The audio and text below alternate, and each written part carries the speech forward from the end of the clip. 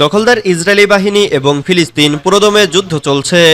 জানিয়ে দেব হাতে থাকা সর্বশেষ আপডেট আন্তর্জাতিক সংবাদ। প্রথমেই সংবাদ শিরোনাম। গাজায় যুদ্ধবিরতি ইসরায়েলে হামলা চালানো থেকে বিরত রাখতে পারে ইরানকে।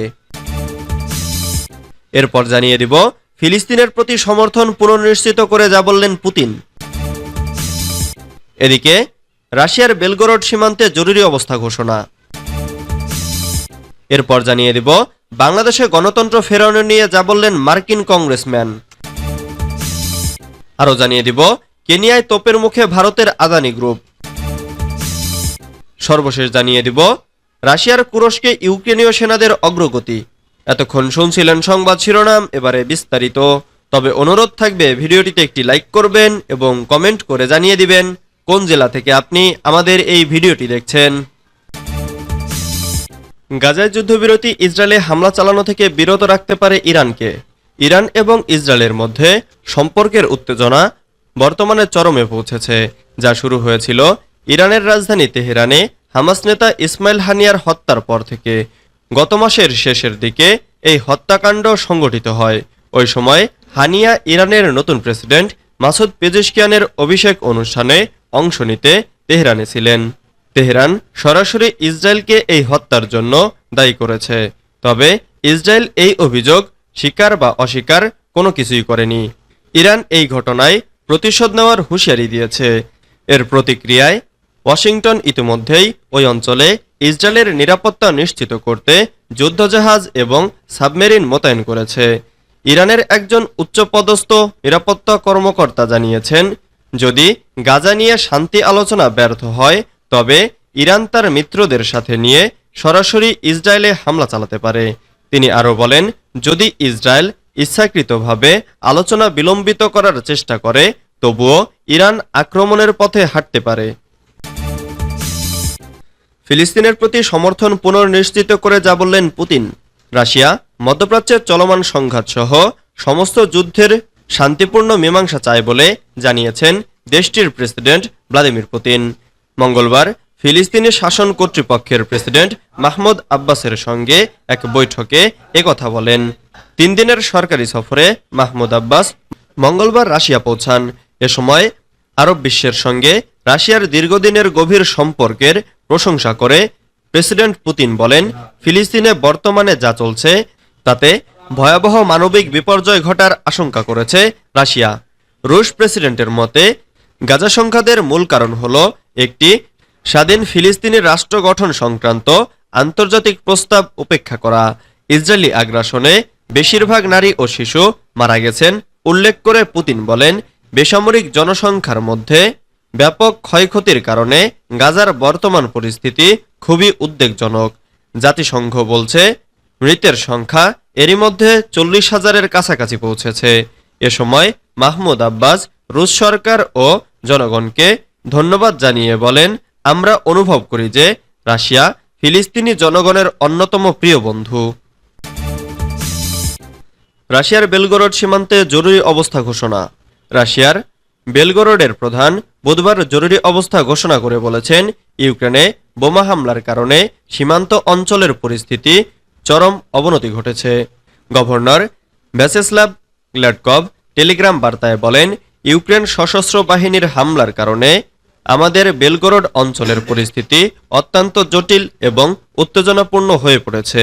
দেশটির হামলায় সেখানে অনেকের বাড়িঘর ধ্বংস হয়ে গেছে এবং বেসামরিক নাগরিক নিহত ও আহত হয়েছে। তিনি আরও বলেন, এমন উত্তেজনাপূর্ণ পরিস্থিতির কারণে বুধবার থেকে আঞ্চলিক পর্যায়ে জরুরি অবস্থা জারি করা হবে। তারপর সরকারি কমিশনকে একটি ফেডারেল জরুরি অবস্থা ঘোষণা করার অনুরোধ জানানো হবে। বাংলাদেশে গণতন্ত্র ফেরানো নিয়ে যা বললেন মার্কিন কংগ্রেসম্যান।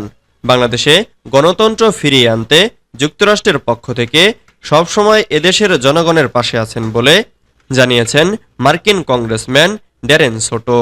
শুক্রবার যুক্তরাষ্ট্রের পররাষ্ট্রমন্ত্রী অ্যান্টনি ব্লিংকেনের সঙ্গে একমত প্রকাশ করে নিজের এক্স হ্যান্ডেলে তিনি বলেন, অন্তর্বর্তীকালীন সরকারের উচিত গণতান্ত্রিক নীতি, আইনের শাসন এবং জনগণের ইচ্ছাকে সম্মান করা।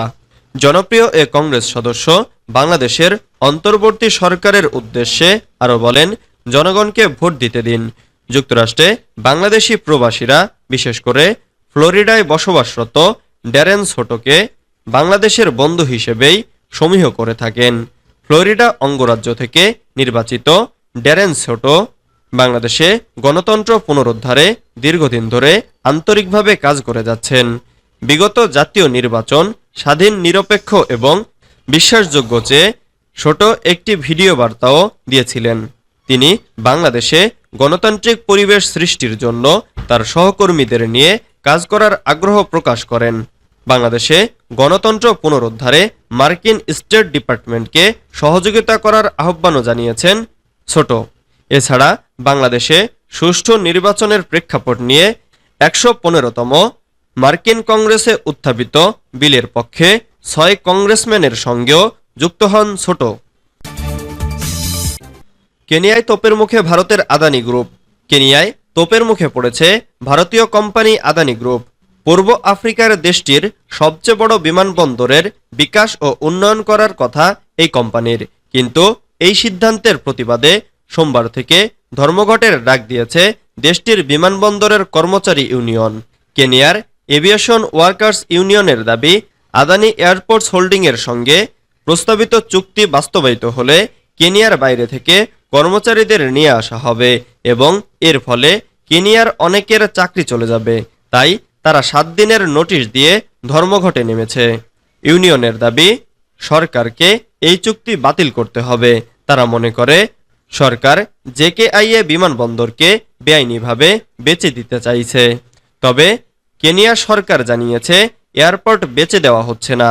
প্রস্তাবিত পাবলিক প্রাইভেট পার্টনারশিপের ভিত্তিতে বিমানবন্দরের উন্নয়নের কাজের বিষয়ে কোনো সিদ্ধান্ত নেওয়া হয়নি। কেনিয়ার কর্মচারী ইউনিয়নের সাধারণ সম্পাদক মস এনডিএমা বলেছেন, আদানির সঙ্গে চুক্তি পুরোপুরি বাতিল করতে হবে। রাশিয়ার কুরস্কে ইউক্রেনীয় সেনাদের অগ্রগতি। রাশিয়ার কুরস্ক অঞ্চলে ইউক্রেনের সামরিক অভিযান অব্যাহত রয়েছে। দেশটি দাবি করেছে তারা ৭৪টি বসতির নিয়ন্ত্রণ নিয়েছে এবং গত ২৪ ঘন্টায় আরও ১ থেকে ৩ কিলোমিটার ভেতরে প্রবেশ করেছে। এই আক্রমণকে রাশিয়ার অভ্যন্তরে ইউক্রেনের সবচেয়ে বড় সাফল্য হিসেবে দেখা হচ্ছে। তবে রাশিয়ার শীর্ষস্থানীয় সেনা কর্মকর্তারা ইউক্রেনের এই অগ্রগতির দাবি নাকচ করেছেন এবং জানিয়েছেন সীমান্তের কাছে ইউক্রেনের আক্রমণ প্রতিহত করা হয়েছে। ইউক্রেনের প্রেসিডেন্ট ভলোদিমির জেলেনস্কি জানিয়েছেন কুরস্ক অঞ্চলে অগ্রযাত্রা অব্যাহত থাকবে এবং